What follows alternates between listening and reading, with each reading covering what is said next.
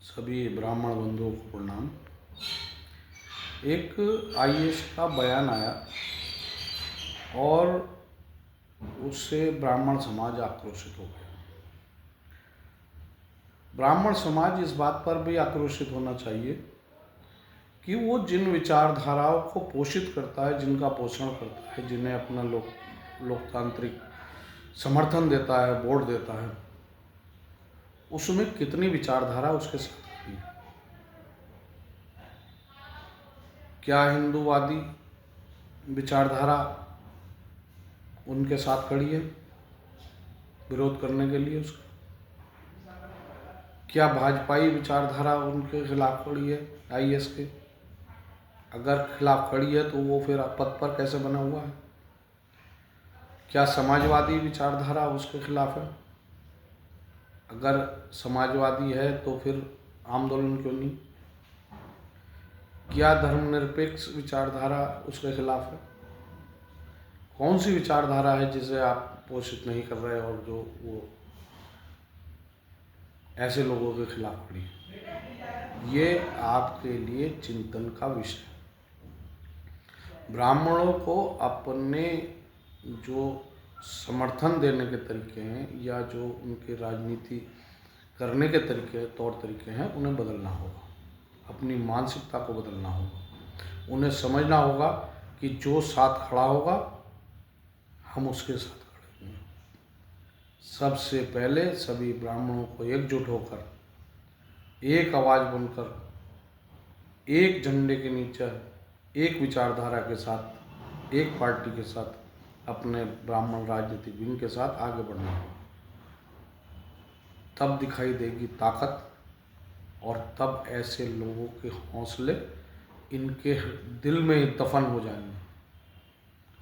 इनके मस्तिष्क में भरी विकृति वहीं नष्ट हो जाएगी। लेकिन उसके लिए ब्राह्मणों को एकजुट होना होगा। ब्राह्मण हितैषी और ब्राह्मण उत्थान की विचारधारा में आस्था जतानी होगी और ब्राह्मण को प्रगति के मार्ग पर अग्रसर करने के लिए सबको एक झंडे के नीचे इकट्ठा होना होगा। एक नेतृत्व को स्वीकार करना होगा, जो ब्राह्मण नेतृत्व। आप सभी धर्मों की, सभी जातियों के सम्मान की बात करते हो और सभी का समर्थन करते हो, सभी को मजबूत करने की वकालत करते हो, लेकिन आपके साथ कौन खड़ा है ये एक बार नहीं 1000 बार घटनाओं में देखा जा सकता है। क्या आज़ादी के तुरंत बाद हुए महाराष्ट्र में ब्राह्मणों के नरसंहार पर कौन सी विचारधारा आपके साथ खड़ी थी? कौन सी जाति आपके साथ खड़ी थी? कौन सा धर्म आपके साथ खड़ा था? कौन सरकार आपके साथ खड़ी थी? ये बात आपको समझनी होगी। न कोई धर्म आपके साथ था, न कोई जाति आपके साथ थी, न कोई विचारधारा आपके साथ थी। ठीक इसी तरीके से जब कश्मीर में नरसंहार हुआ, कौन से समाजवादी संगठन आगे आए? कौन से हिंदूवादी संगठन आगे आए? कौन सी विचारधारा आगे आई? ये बात ब्राह्मणों को समझनी होगी। विषय चिंतन का है। कौन सी विचारधारा आपके साथ जुड़ी, ये सब चिंतन के विषय। सभी ब्राह्मणों को विचार करना चाहिए संगठित होकर। आक्रोशित, आप एक बयान आया, आप आक्रोशित हुए, फिर शांत हो गए। एक बयान आया जनेऊ देखकर पीटने का, आपने सुना और शांत हो गए। आप केवल ज्ञापन देने की राजनीति करना चाहते हैं या कोई सकारात्मक पहल करना चाहते हैं, ये आप तय करें। हर बार जो कोई मसला आता है या कोई मामला होता है, कोई बयान देता है, कोई ब्राह्मण समाज का अपमान करता है, ब्राह्मण समाज के चंद लोग राजनीति करने के लिए ज्ञापन देने आ जाते हैं, लेकिन समाज में सुधार की बात नहीं करते। बात होगी समाज में सुधार की।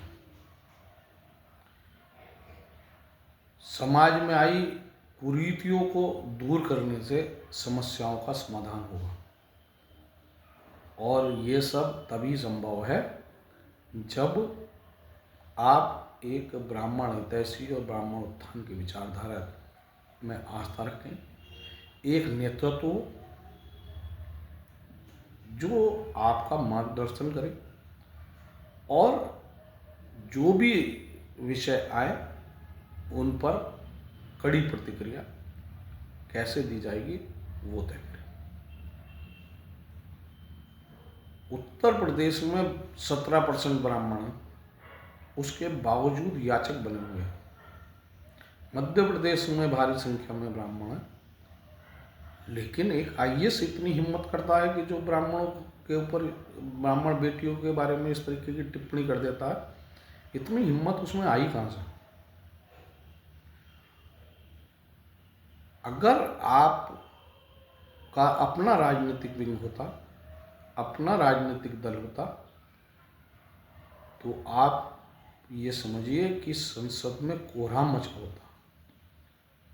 लेकिन वर्तमान में जो ब्राह्मण सांसद विधायक महोदय हैं, जो जाति से ब्राह्मण हैं, विचारधारा से वो सपाई, भाजपाई, बसपाई और जो कांग्रेसी होते हैं, समस्या ये है कि उन्हें निजी स्वार्थों की आंखों पर पट्टी बांधकर बैठे हैं और उन्हें दिखाई नहीं देता है, उन्हें सुनाई नहीं देता। अगर सुनाई देता तो इस तरीके का बयान देने वाला सरकारी पद पर नहीं रहता। आज आप संकल्प लें कि आप दिखावे का आक्रोश नहीं व्यक्त करेंगे, उस आक्रोश से ऐसा समाज बनाएंगे जो समाज अपने हितों की रक्षा करने में सक्षम होगा, जो अपने सम्मान को बचाने में सक्षम होगा, जो संसद और विधानसभाओं में ऐसे प्रतिनिधि भेजने में सक्षम होगा जो उसके हितों को की रक्षा करेंगे, जो ब्राह्मणों के हत्या, उत्पीड़न, बलात्कार को मुद्दा मानेंगे और उस पर सरकार से को मजबूर करेंगे कार्रवाई करने के लिए। ऐसे लोगों को जब तक ब्राह्मण समाज नहीं चुनेगा, नहीं तैयार करेगा, एक नेतृत्व के को स्वीकार नहीं करेगा, तब तक सांकेतिक या प्रतीकात्मक जो आक्रोश आप दिखाते रहिए और शांत होते रहिए और फिर पुनः इसी तरीके के बयान सुनते रहिए। ब्राह्मण समाज को आज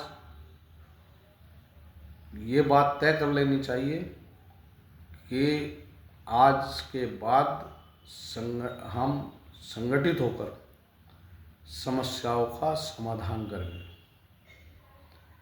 हम किसी जाति, धर्म, पंथ के विरोधी नहीं हैं। सभी जाति, धर्म, पंथ सब समान हैं और सभी का समान सम्मान है। इसलिए ब्राह्मणों का भी सम्मान है। ब्राह्मण बेटियों के बारे में अगर ऐसी शब्द दोबारा सुने जाएं तो आप ये समझिए कि ब्राह्मण समाज के उन बुद्धिजीवी जो स्वयं को बहुत बड़े राजनीतिज्ञ समझते हैं, कलंक है।